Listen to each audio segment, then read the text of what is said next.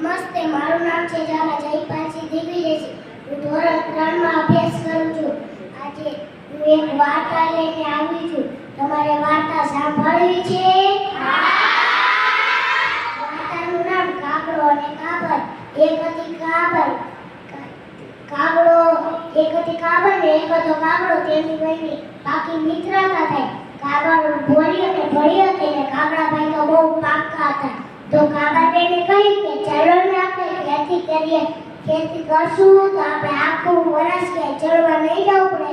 કાગડાભાઈ કહે કે ઠીક.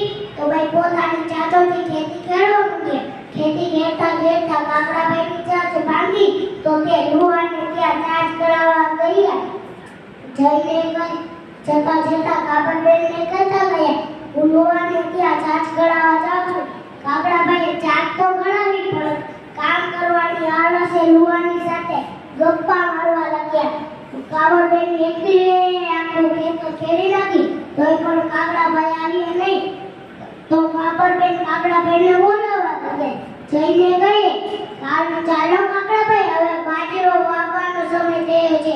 કાગડાભાઈ કહે, ઠાગા ઠૈયા કરું છું, ચાચુડી ગડાવું છું, ચાવ કાબર બેન આવું છું. તો કાબર તો વહી ગયા. આખા ખેતરમાં બાજરો વાવી દીધો. ત્યાં તો રૂપાળો બાજરો ઉગ્યો. તો કાગડાભાઈને જઈને કહે, ચાલો કાગડાભાઈ, હવે આપણે નીંદવાનો સમય થયો છે. કાગડાભાઈ કહે, ઠાગા ઠૈયા કરું છું, ચાચુડી ગડાવું છું, ચાવ કાબર બેન આવું છું. તો કાબર તો વહી ગઈ.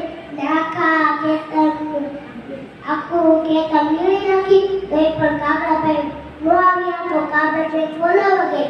જઈને કહે, ચાલો કાગડાભાઈ, હવે આપણે કાપણીનો સમય થયો છે. સમયસર કાપણી નહીં કરીએ તો આપણો પાક બગડી જશે. કાગડાભાઈ કહે, ઠાગા ઠૈયા કરું છું, ચાચુડી ગડાવું છું, ચાવ કાબર બેન આવું છું. તો કાબર તો ખીજાઈ વહી ગઈ. આખા ખેતરની કાપણી કરી નાખી અને બાજરાના ઢગલામાંથી એક ભૂસો કાઢ્યો અને ભૂસાનો મોટો ઢગલો કર્યો અને થોડો એના બાજરો નાખ્યો ભૂસા ઉપર.